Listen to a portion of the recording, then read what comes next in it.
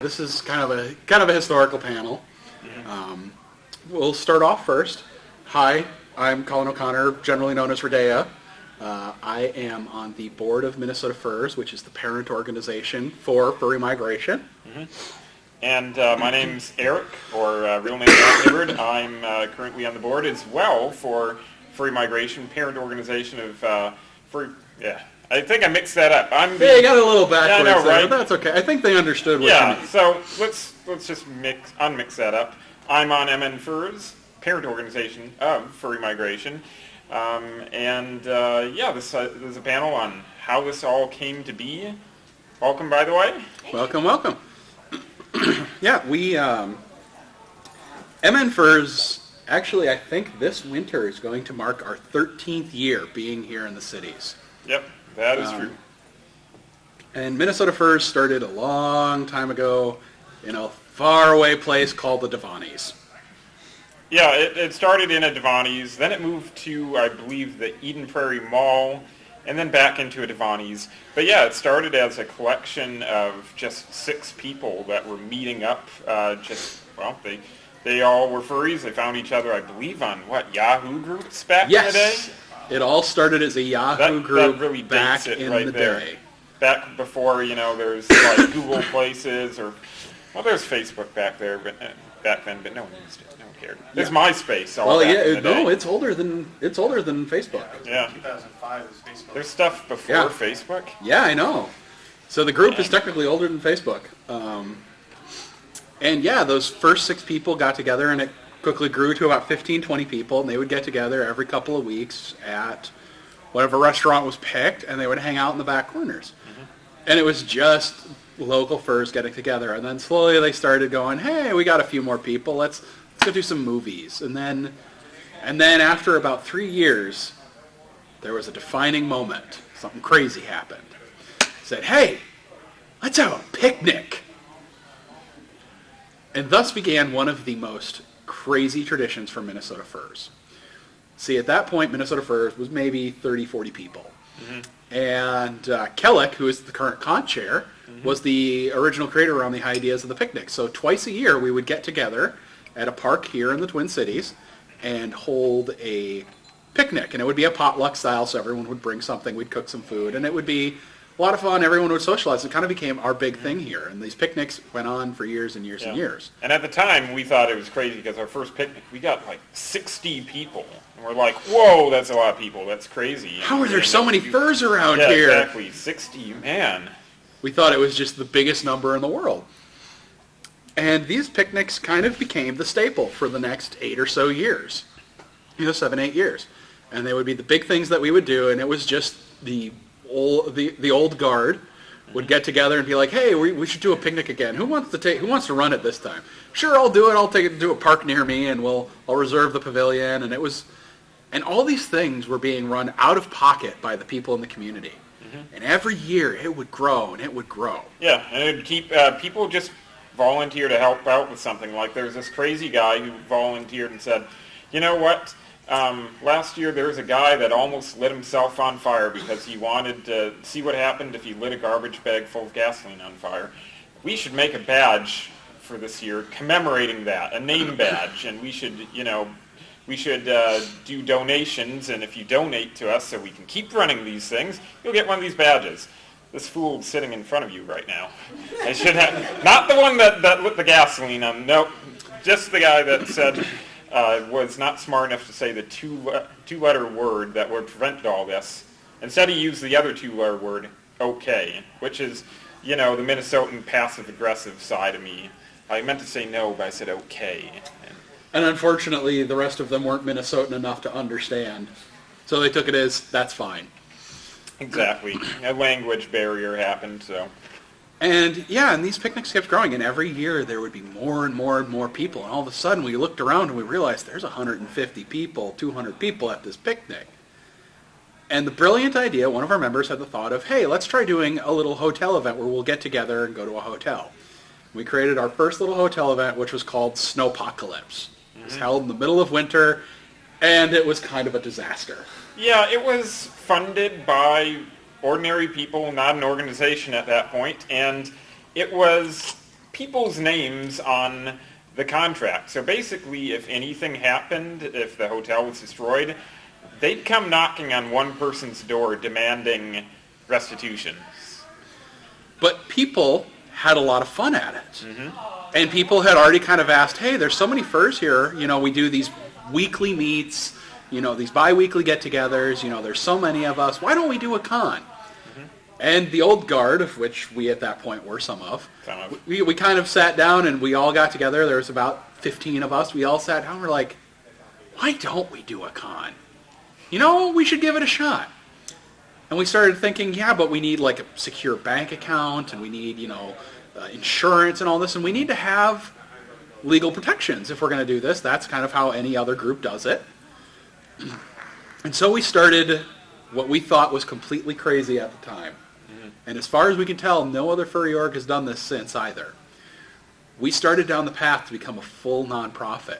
Yep, full educational nonprofit, not a social one, but one actually aimed at bettering the community within and outside of our fandom as well. And so those 15 people or so met for the next year and a half, and together they went through the process, signing all the paperwork, reading all the legal documents, losing many nights of sleep. I know I did. And we kept going and going and going until we had this paperwork, and one brave, stupid day, some chowderhead took the paperwork and walked up to the Secretary of State's office and dropped it off in a box. And that chowderhead is right here. And from that day forth, Minnesota Furs became an actual nonprofit, and it started changing things for us. We had already started working with some other organizations in the cities, one of the notables being Como Zoo and their Halloween Zubu event. We have so many suitors, naturally fursuiters, at a Halloween costume event designed to be a safe and fun place for kids. Kind of an easy place for fursuiters to go. Yep. Fursuit romps, geeky organizations here in the cities. We started helping out with Anime Detour here in the Twin Cities. We started helping out with MFF and doing this other stuff. And now we're looking at this going, okay, we've got this. You know what? Let's get started on a con. And all the while, we kept running our regular events. We had our own website by then that was built by some amazingly dedicated individuals. They help maintain it to this day. And the community kept growing and growing and growing. And right now, there are about 400 to 500 furs here in Minnesota alone that we know of. And that's just here in the area. And they come to the events regularly. And our bi-weekly fur meets now see an average of 80 to 100 people per night. Yeah. That's the size of some small cons in other parts of the country. And the crazy thing is, not a week goes by that someone new doesn't contact us and say, I never knew there was a group like this in the state. I thought I was the only one.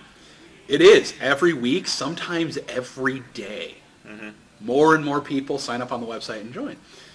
And so from that started the growth of the con and everything else. But, as we evolved with this nonprofit status, we started looking, there's so much more we could do. And this is where we sat down and we started brainstorming and thinking, this opens up all sorts of new volunteer ideas. And this is now where we're starting to get into what we do today. And all of this has led up to today. Right here, right now. All of that work, years of planning and work, have led to this con.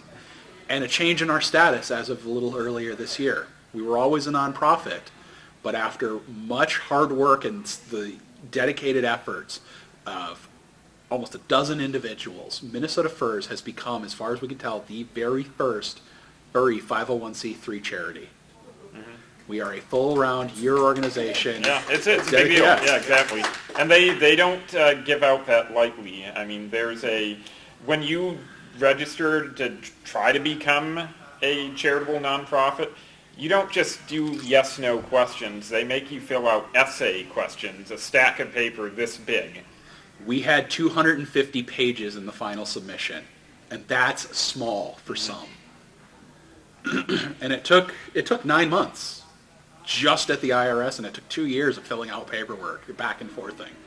Yeah, I unfortunately added a few papers, being that one of the things I really wanted to do was be able to have a scholarship program to further improve people within our community that wanted to do higher learning, that wanted to do something else. Yeah, unfortunately him and the treasurer and myself had to spend a lot more time adding in all the essays for that, because that's a completely separate thing. Not all nonprofits have scholarships. But yes, we actually do now have a full scholarship program that we have available to members that we award one a year to help out people to further their education, go to school, that sort of stuff. And it's something we feel very strongly about. Everyone on the board, it's something that we all care about. And we all do a lot of volunteering. Our efforts with the Como Zoo and other things, we work with a lot of pet shelters and rescues, helping raise money for them. And of course for our community, we're constantly working on outreach, bringing in new people, new events, things going on. In fact, we are looking at our picnic. Our next picnic is coming up in September, on September 26th. And we are predicting, based upon the numbers, to break 300 people at this picnic. But of course, we're used to seeing hundreds of people, and it's funny because we have friends in other countries, and we say, oh yeah, we're doing this picnic. It's 200 people, and then we'll say like, oh yeah, we're thinking about running a convention. They're like, that's not a convention, it's like that many people. But back on that scholarship thing, the real interesting thing too is one of the recipients of that is actually doing a panel here on Sunday. It's called Volunteering Worldwide. They actually went to Africa to aid at some of the animal rehabilitation clinics over there, and actually learned about, she stayed in several villages in the area, learned about other cultures, and she's bringing back all of her photos and her complete journey that she spent over there. She's going to be telling everyone about. Yeah. So I mean, that's something that's really cool.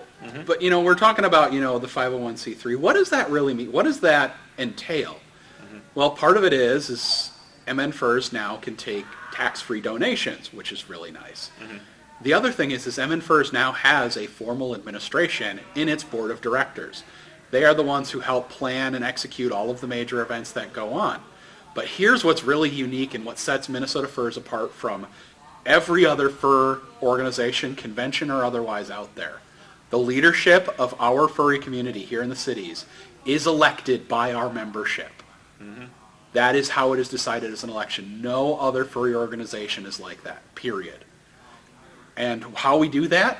How do we determine our members who can vote? Volunteering. We ask our members to help volunteer at events, whether it's picking up after a picnic or overseeing a fursuit romp or doing photography at an event or anything. We have tons and tons of volunteer opportunities, and those who earn volunteer credits get the right to vote, amongst other things. Amongst other things. There are other benefits associated, and there's more coming with being a full member of a full registered member with the full volunteering credit. But the big one is you get a vote on who leads the organization.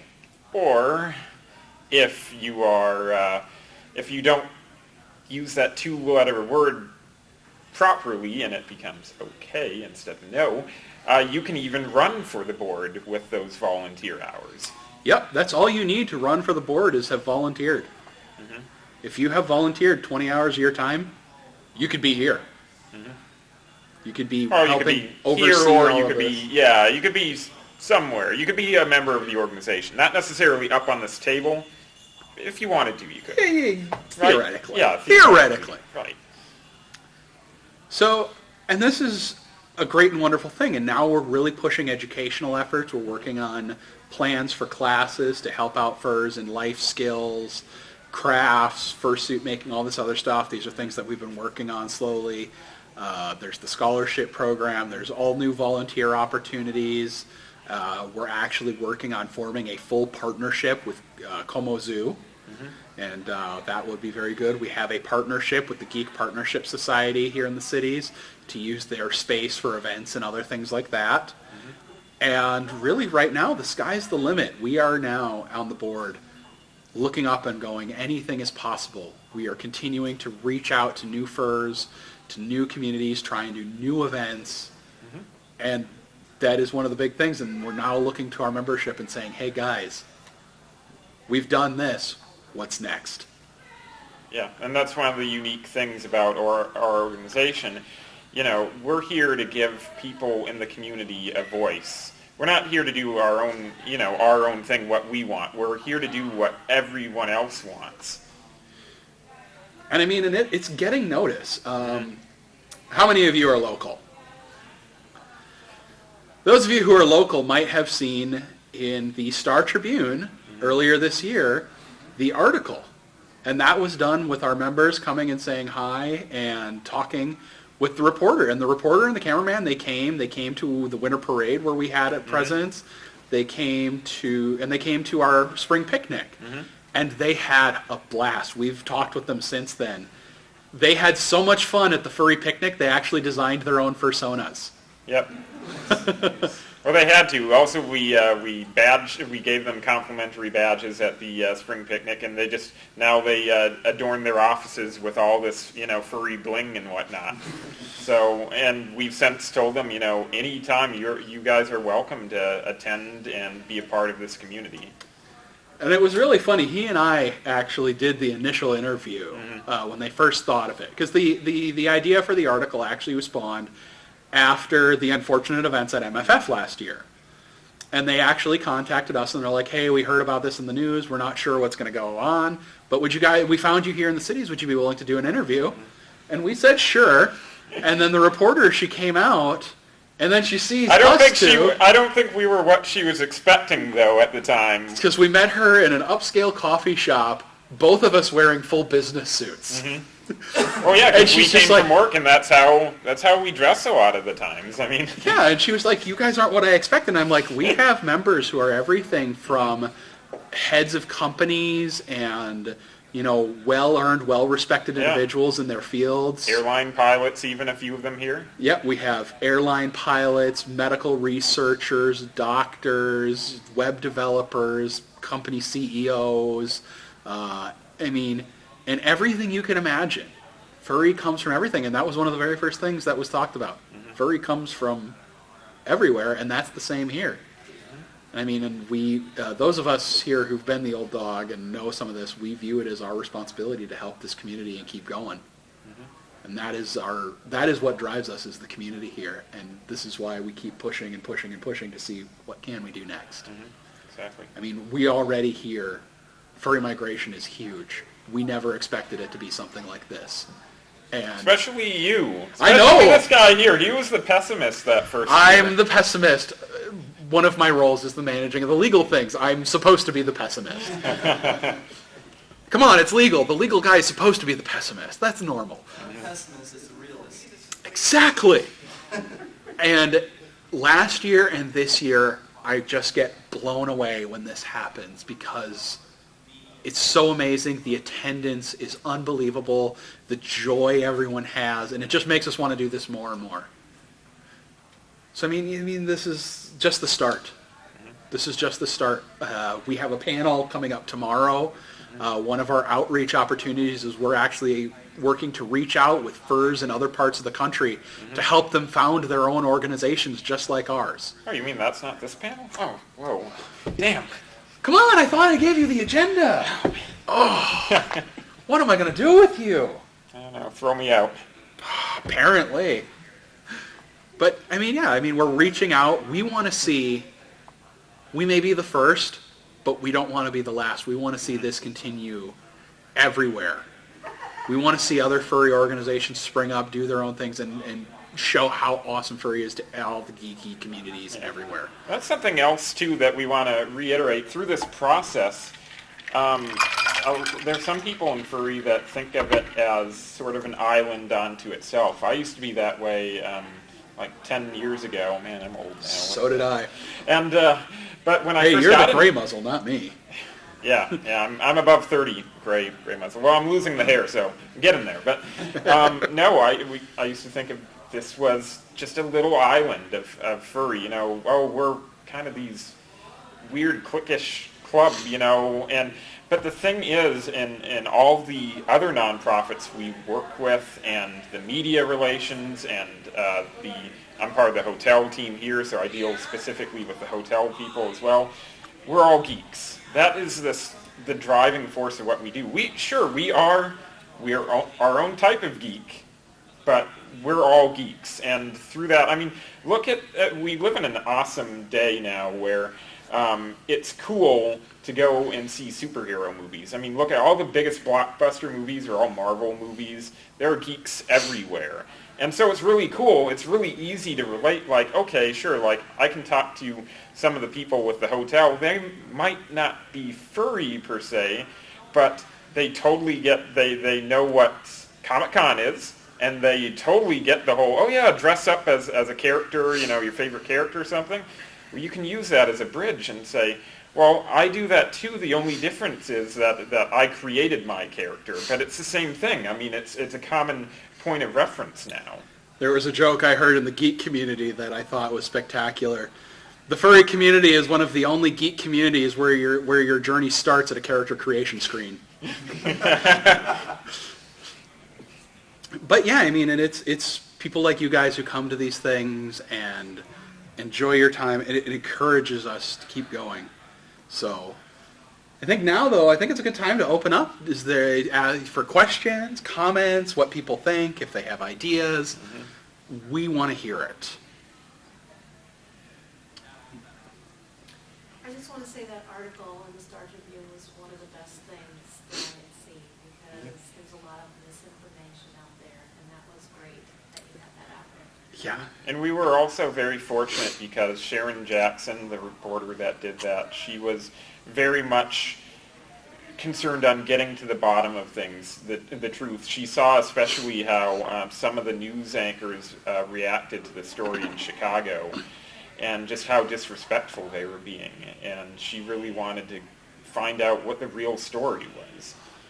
And, I mean, she was just blown away by everything that we're trying to do, the things that we do now, and, you know, but we're not happy with that. We constantly want to better ourselves, our community. We want to help all of you guys as well to, you know, if you want to do something, you know, to find that potential, to put you in contact with the right people or help however we can. I mean, that's why we're here. That's really why we do what we do, and because, I mean, it's not all fun and games, all the paperwork, as you said, and whatnot, but you guys... Says the guy who does almost none of the paperwork. See, this is why I said it, exactly. This is delegation. This is another key task, you know, key thing to running an organization. But And you delegated to me. What does that say about me? You're a follower? Apparently. in our organization, he's the secretary. So the secretary has all the notes. He has the to-dos. He talks to everybody. So definitely not a follower. But yeah, that article was very scary. I mean, I was one of the people interviewed and that was talked about. And I'm not going to lie, it's kind of scary being out there and admitting, hey, this is a part of who I am. I spent more than one sleepless night after that article was published. And we had our other board members who, of course, were concerned. You know, we were the media relation people for our community, for our nonprofit. So they trusted us, but they were very, hey, you okay? Doing all right? So was the community. They were very nervous. But after that article came out, everyone let out a collective sigh of relief, and they were so excited and so happy about it. You know, and we like I said, we've talked with the reporter and her cameraman, and they loved it. They adored it. Apparently, the entire Star Tribune staff adored it, from what we've heard from them now too. And it actually it gained some national attention as well. There were some websites, news websites, that reblogged that as well and linked to it. It was actually a pretty big news story for a while online. Mm-hmm.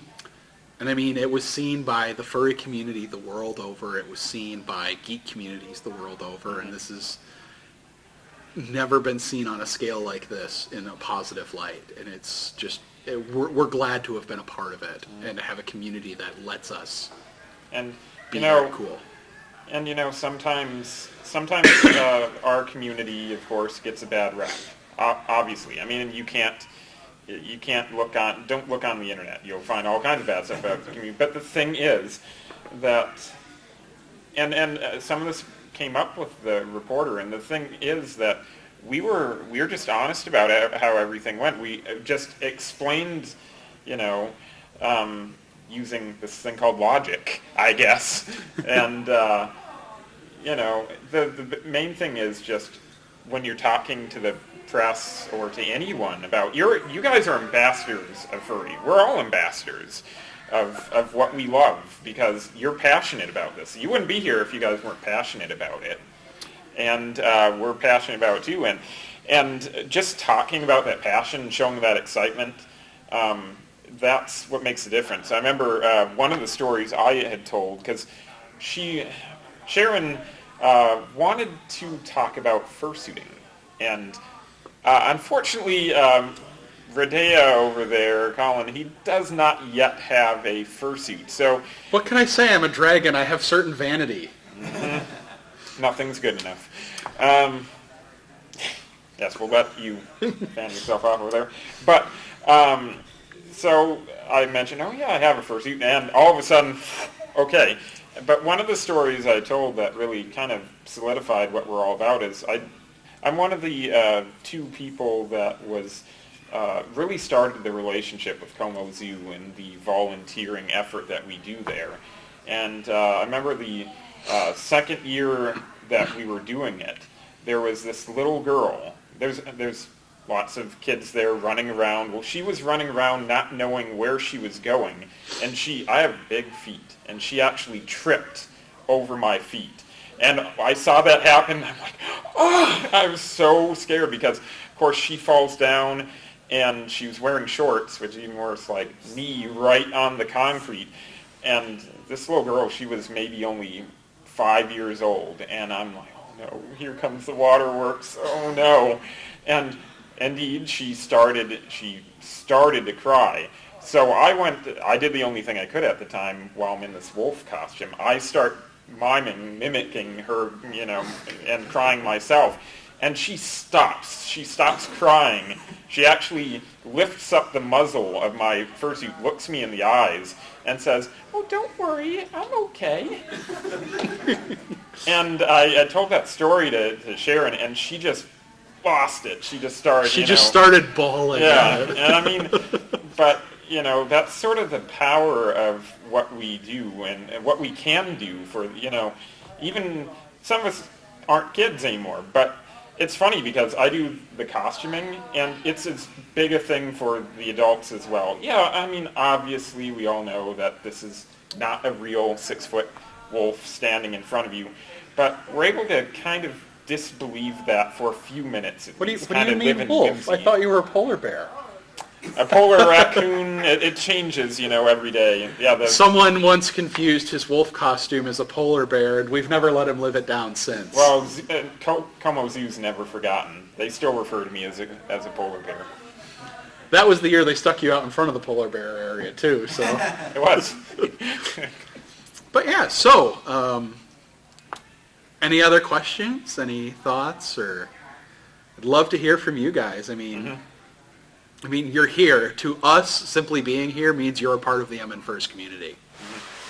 That's how we define community. If you're here, you're one of us. Oh. Go. Yep. It's just interesting you mentioned trying to expand the education program of you're part of your charitable organization. And I've worked in higher education now for about 5-6 years. I'm currently working in financial aid too. So what I do with a lot of basis packaging, people who go into college in financial aid. And there's a lot of people who don't know the type of effects that they're going in there. So is that something that you guys are looking into, or is it just more, because I know you mentioned a scholarship program and sort of life skills, but are you more targeting towards like college age people, or kind of where's that idea, that program going towards? High school, college age is the general target that we're going for. Okay. And it's there are furs in the community who have a harder time dealing with outside society. We want to work on helping them, but it's also for furs who say, I want to go do something with my life. We also want to be there to help empower them and be a part of their life in that way. Part of it too is mentoring in a way as well, because it's important that people, especially young people of that age, know their options and really understand it. Like in the back of the room, my boyfriend, I'm going to pick on you, sorry. He ended up going to art school, and we didn't know it at the time, but that turned out to be a major, major, major investment. I mean, going to some of these Ivy League schools is less expensive. And they just, they rope the kids in, and don't worry about it. It's all school loans. Don't worry about it. And before you know it, sometimes you've racked up $60,000, $70,000 in school loan bills. Quite amazing And how much people borrow. And but it doesn't necessarily have to be. There are options for, maybe you want to start with a community college to establish that associate's degree, and then maybe from there to get your bachelor's you want to go to, a more prestigious school. Or, there's just so many options, and just to be able to try to, as Ridayah told you guys earlier, we have people in our community from all over. I mean, there are IT professionals. There are some people that work on oil fields that I know personally. There's an airline pilot that's wandering around somewhere in the convention right now. We're all over the place. We have so much experience that we can really share with each other and help each other out with. And it's not just career. There's people who like electronics, those who might be good at singing, those who are good at art, those who might like woodworking or metalworking, those who are good and enjoy working on cars or are fans of them. And one of the things we view as part of the mentorship role is when we see a new member is to walk up and say, hi, hey, how are you? So what do you like? And try and help them find people in our community that we feel they can connect with and see if they want to learn from them too. It's like, hey, I really like drawing. Hey, here, cool. Let me take you over here and introduce you to some of the other artists. Or, I really like tinkering on a computer. Hey, we have a bunch of guys over here who are programmers and IT nerds, and here, come chat with them. And I know I've definitely expanded my professional network thanks to the furry community, and I know for others it's the same too.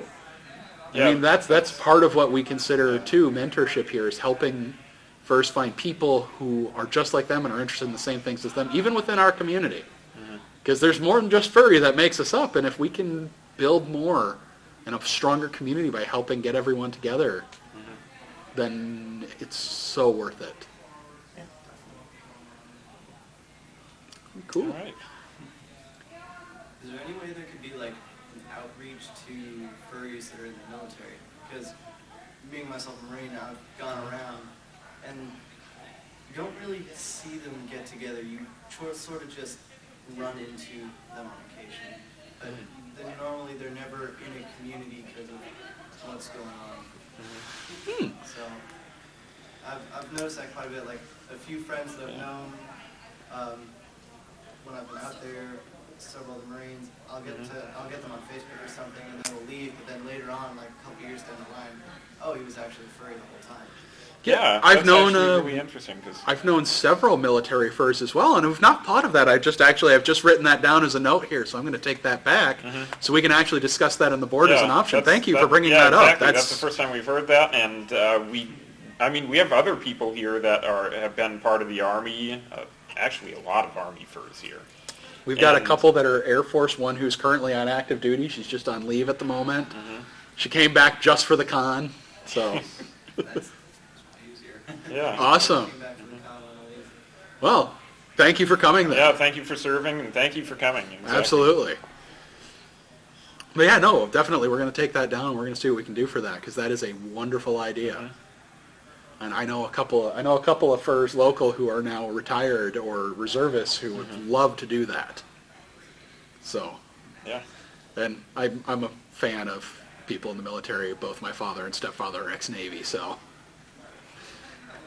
Yep. Yeah, that's awesome. Yeah, That's exactly why we're here, and why all you guys are here as well. I mean, we can't, we take care of a lot of the boring paperwork. We take care of a lot of it. But the thing is, you guys really give us the direction and the drive. So thank you again. And that's what we view our role too, as being on the board as. Our role is to do all the boring stuff so you guys can do all the fun stuff. Exactly. Is also another idea. Is there like some kind of Facebook group or some social media group? We have an entire website with its own forums and users and everything like that. www.MNFurs.org. And it is a large, we have, I think, 2,000 or 3,000 members now on the site, and it has all been built by Furs, it's maintained by Furs and run, and it's where we do a lot of our stuff. And it's the way we do outreach. We also have Twitter. Twitter, MNFurs, Twitter. We have a Facebook group, but that's kind of dying because it seems like people are getting away from Facebook. We have FA pages. We have a Google Plus group. So MNFurs is really out there. I mean, if you go to but our primary place is our website. And on our website, we have forums, we have photo galleries, we have a live members chat for anyone who signed up. They can just come in and chat and messaging. We have a section on if you're curious about what it really takes to make our group tick. We have sections for operational documents so you can review everything, that makes us work. We're transparent. Everything that we do can be requested by our members. We don't hide anything. It is there for the members to request. We may request that the members not spread it around because it may involve people's private information, but it is all available, and we are always available. But yeah, I mean, I would definitely suggest the MNFurs website. And my personal favorite feature of the website, the calendar, which shows every day what's going on, and we have sometimes as often as 3 or 4 MNFurs events a week, every week. Everything from book clubs to movie nights, bi-weekly fur meets, bowling. The picnics, I mean, dinner outings. And it's not just something that the board is organizing. A lot of these are organized within the community. There's actually on our website, there's a submit event button. So anyone who wants to do anything from like maybe a coffee gathering or, like bowling is a good example too that several people have done. There was a wonderful event that was done by one of our members about 2 months ago. For those who are above the drinking age, they actually rented out part of a brewery and had a tails and ears dinner and drinking in the brewery.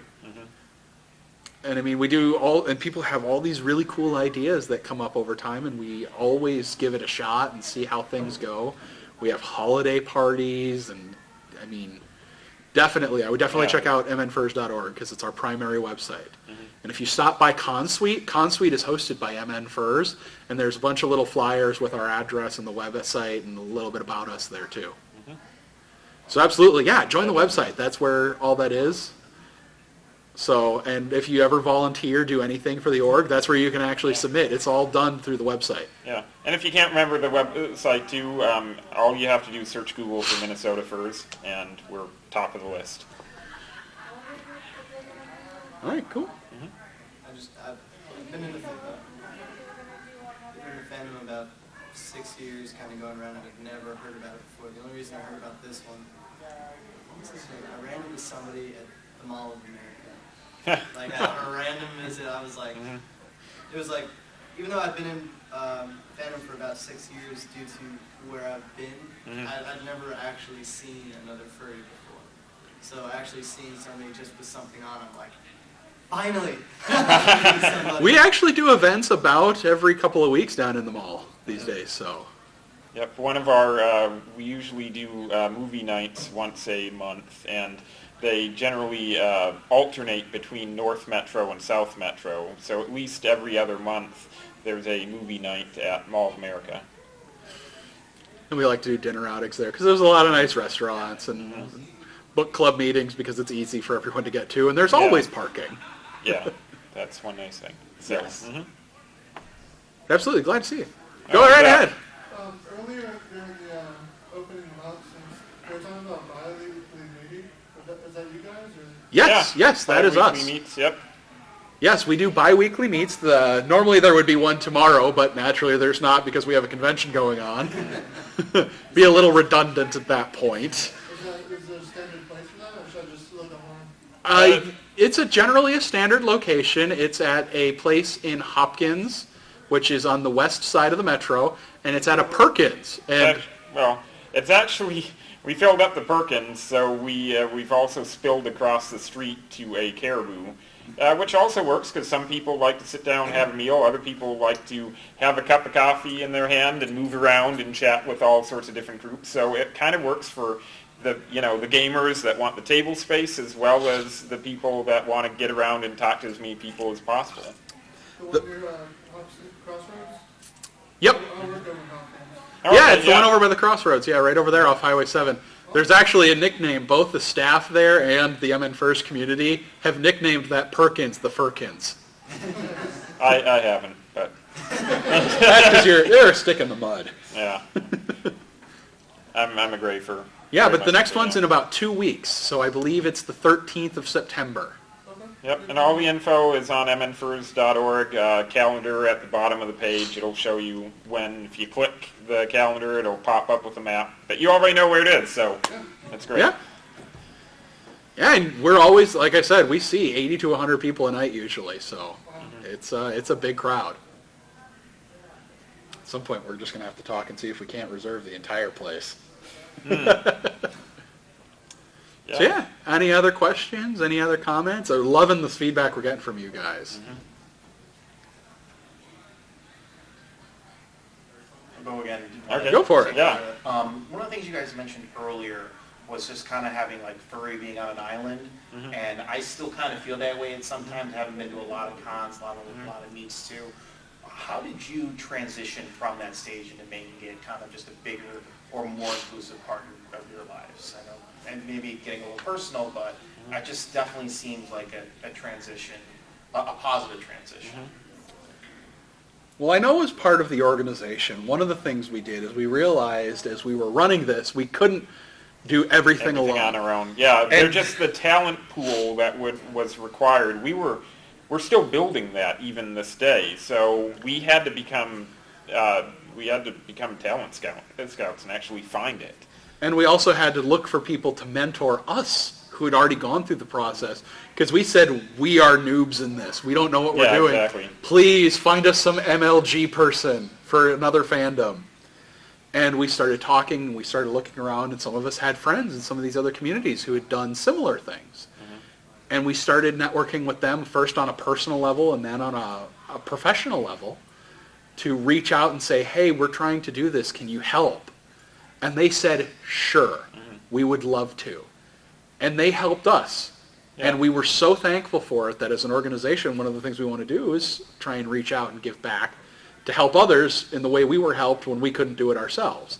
So anime, geeky, that was one of the first things we did. And then, but that's, on a professional level. On a personal level, it was kind of hard. I mean, at first it starts, just going to the meets and meeting others and being friendly about it. And then you got to learn to talk to other people about it. Yeah, that's the toughest thing in the corporate world or in nonprofit. When you get a certain level, it's called the elevator speech. You want to basically, and you know about it, when you reach a level, you want to be able to introduce someone to your organization and boil it down into a speech or a discussion that could essentially happen in between levels on an elevator. Usually this is about 60 seconds, really what is your association all about?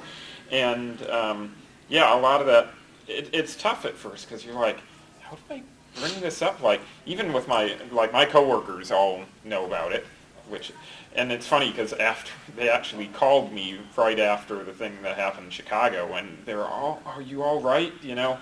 And a lot of it's finding the language to really show what you're passionate about and show that in terms that, just make it relatable.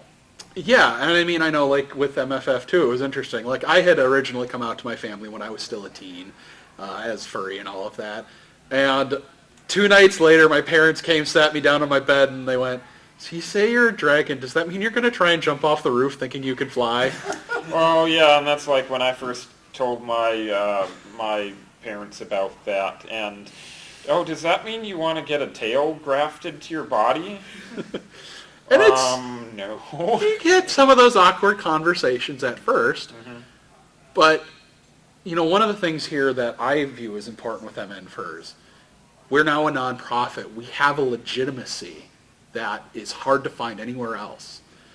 And I think for new furs now, especially those who volunteer and help out, if they need to talk to someone and they're part of our org, yeah, it's this group full of these guys, all these guys and gals who like animals. They like to volunteer and do outings together, and it's like a geeky group. Yeah, it is. It really gives them, it's like, they say, here's a nonprofit. This is a full, legitimate organization recognized by the government, by the IRS, by whoever.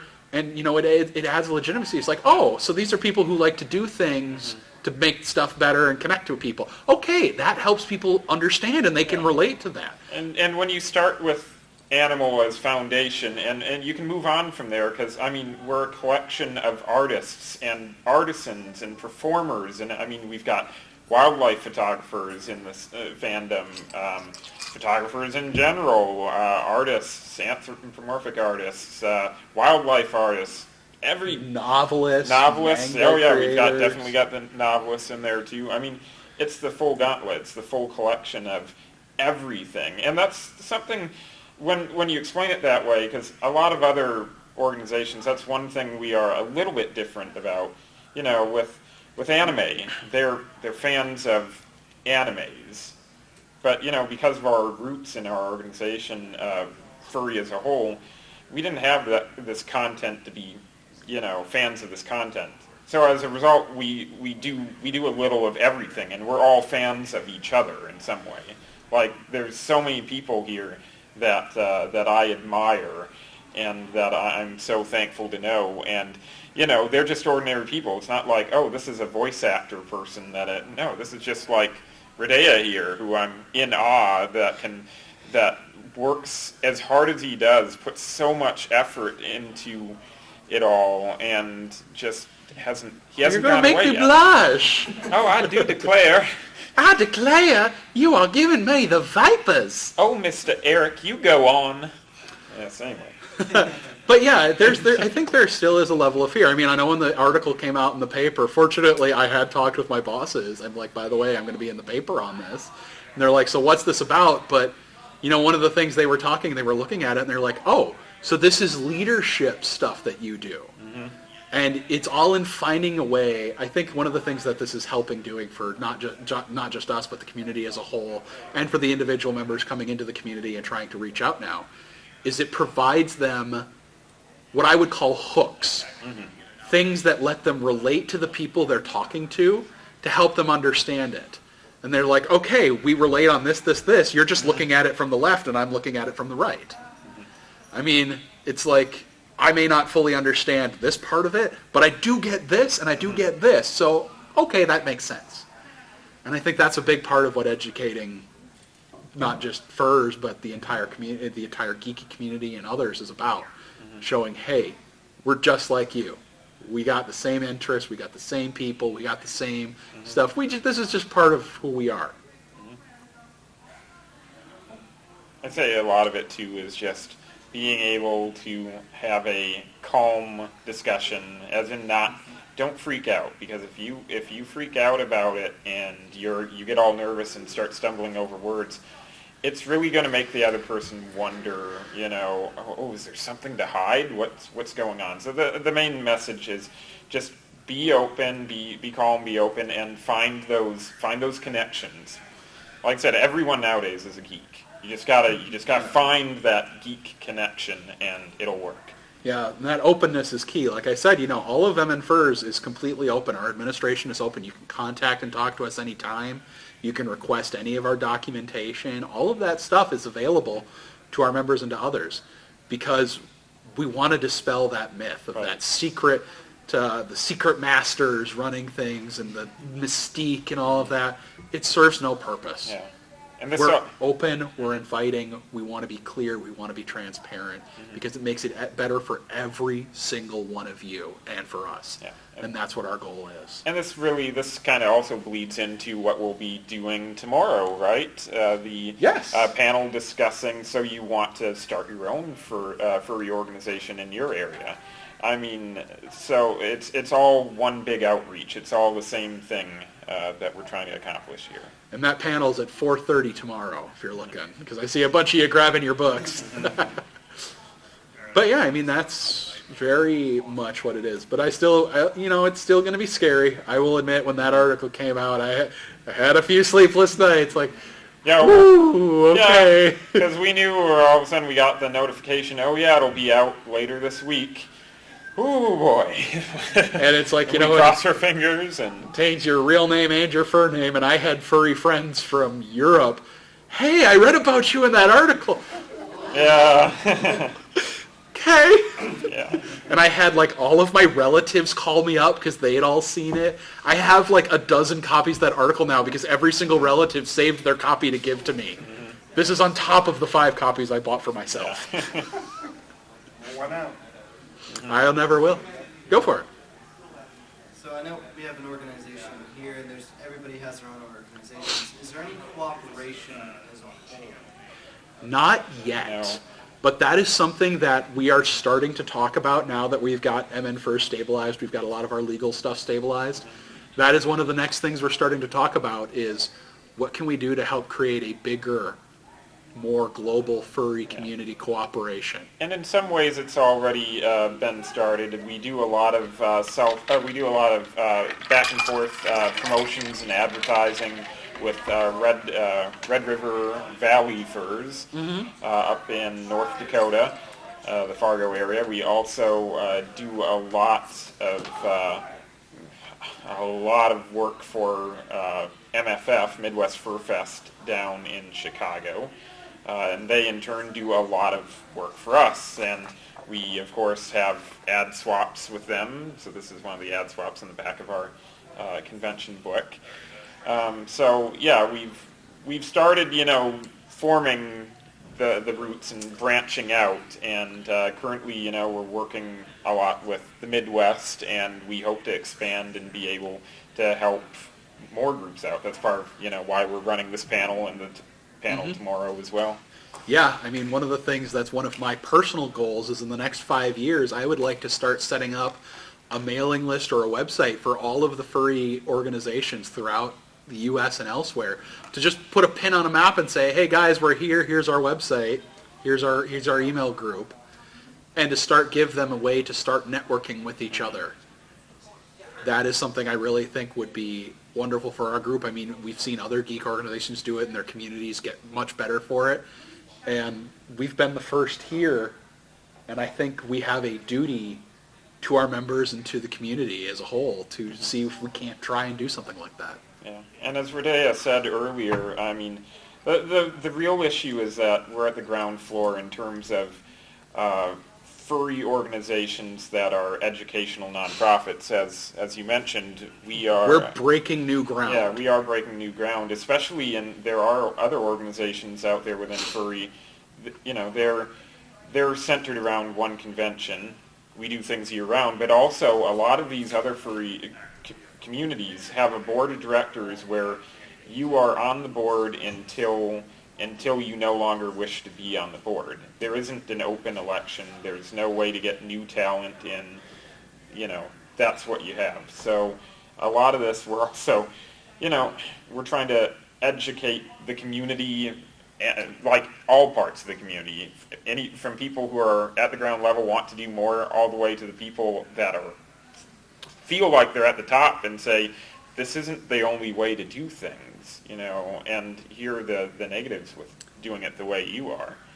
And there are some cases, I know of about a half a dozen furry groups that it's basically one or two charismatic people who may, they have a really big house, so every month they just kind of throw a little party in their living room for the local furs to get together, or something like that. But a lot of them don't know that there's so much more they could be doing because they don't know how. Yeah. They don't know who to talk to, and that's, I think, part of the outreach that I want to do for us.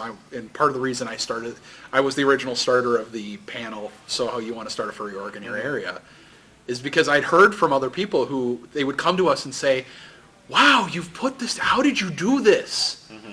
How did you go from this? Because there's a couple of furs in my area, and we really would like to figure out how to have our own fur meets and stuff. And Yeah. And we want to create something that they can always tap into for that, and have and not just have connections, but people they can tap for experience. Because as more of us do it, it's a snowball. There's one now. Next year there could be 2. In 5 years there could be 10. The more that we do and the more people we get involved and the more outreach we do as a community within and without, it's just going to get bigger and bigger and bigger and better for everyone. That is what makes this amazing. But yeah, that's a good thought, and that's something that's on our radar. But yeah, like Aerak was saying, we're on the ground floor. Yeah. We have just hit blast off, and now we're going to see how high this rocket can go. All right. Any other questions? Not to put anyone on the spot, we should have put in the conbook audience participation. Yeah. You can blame me for that one. But yeah, I mean, any other thoughts, any other comments? I mean, we're so glad to see all of you guys here. Not just in this panel here, but here at this con, so. Yeah, exactly. It only took us 13 years. Yeah, only 1 or 2.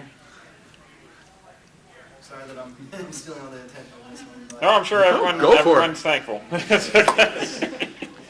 about future media attention, things like that, getting information out there that's accurate for everybody to kind of see what it's all about, kind of to help break the stereotype?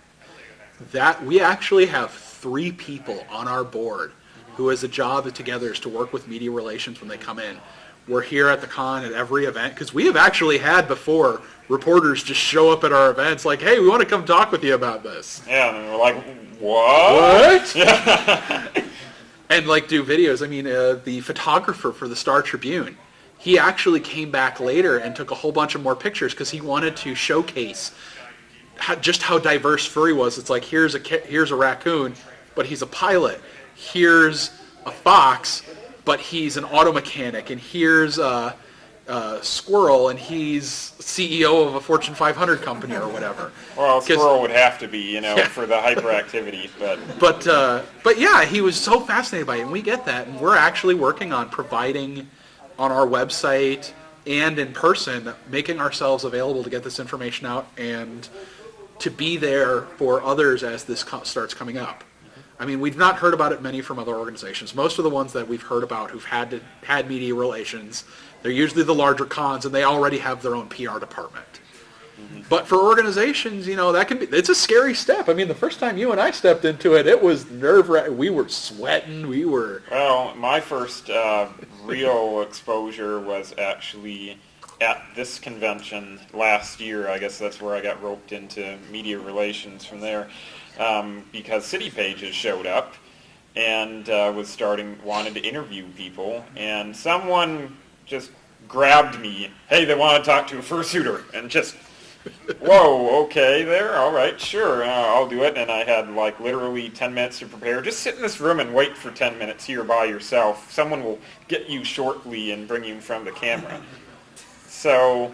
Yeah, that's really where it started for me, and from there, now I've got the media relations card for our organization along with Ridayah here, and we're probably going to have more media here this year. I mean, the thing is, too, that, of course, furry it's not low-key. It's very easy to spot, hey, there's a fox over there. I mean, not to pick on foxes, it's not like, But there's just so many of them, it's so easy to tell. Yeah, exactly, right? But that's the thing, that's different a little bit from our conventions and our group. We stand out. I mean, one of our customers, you can spot them from a block or 2 away. So, of course, Why is there a 7-foot dragon walking down the hallway? That sounds like a job for the media, and then all of a sudden they're there. And Media man. Yep. But yeah, and like I said, everything is still getting off. I mean, this is so new for everything in the furry community, but we're so excited to see what it could be. And we're one of the first we found it. We've asked people in other parts of the country and in other communities, and not just in furry, but also in other geek communities, and even in geek communities, we're the first one they really know of who really does member elections for their board. And there are several local geek communities that have been watching us very closely under a microscope since we first began this process, because they'd never seen it done before. I mean, this is all uncharted territory. And we have had 2 successful elections so far, and it's been going bad. I mean, we have, last election, I think we had 80 people vote out of our community. And we had about 160 who had the option to vote. The option. Hey, we got a 50% turnout. We're better than the U.S. government. Yeah, exactly. The bar set low. Anyway, and the amazing thing is we even had write-ins from people that were in the military that couldn't make it to physically be there, but still wanted to be a part of what was going on. We do have a few members who are active duty, and they ask that, hey, if there's something coming up, to let them know so they can try and schedule leave time and stuff like that. So we try and reach out to them for that when we know that's coming up. So, I mean, yeah. The elections are held in March every year. Yep. And, you'll be hearing about that in a couple months here. About November is when you'll start hearing about election stuff. And then we'll do debates and all the good stuff. Yeah, we have full-on debates and everything. Yeah, that's right. What does it take to become a candidate? No, I'm not running. 20 volunteer hours. 20 volunteer hours, exactly. Volunteers and hours and what specifically? Just volunteer and help out the org. And this doesn't have to be, it's important to note, we're building better communities. This isn't anyway. And like I was saying, it's not supposed to sound corny. The thing is, you don't have to help us directly. You can help even one of our partners, or you can go to Como and help with the Humane Society. Do something to better... Volunteering here counts. At this convention right now. And also, I'm not getting paid to plug this at all, but volunteers, if you want to volunteer at this convention, give an hour of your time. They are looking for some more people to help out here and there, so if that's something you want to do. And volunteering isn't just manual labor. I mean, like, let's say you were talking about the military stuff. Let's say, I don't know if you're local or not. From California. Yeah. But yeah, just as an example, like for someone who wants to do a regular get-together of military first, and they want to do that once a month, well, they can just say, oh, I did an hour of running this a month, and there's volunteer credit for them right there. They can just submit it on the website, and we go through and we approve it, or ask questions. We can give feedback, and I mean, that's a new system we just started. We're working on it. I mean, I'm sure we're going to have a few bugs, but the membership is in control of submitting their hours. So if it's important to the members, they can do it. If not, they don't have to worry about it. Yeah.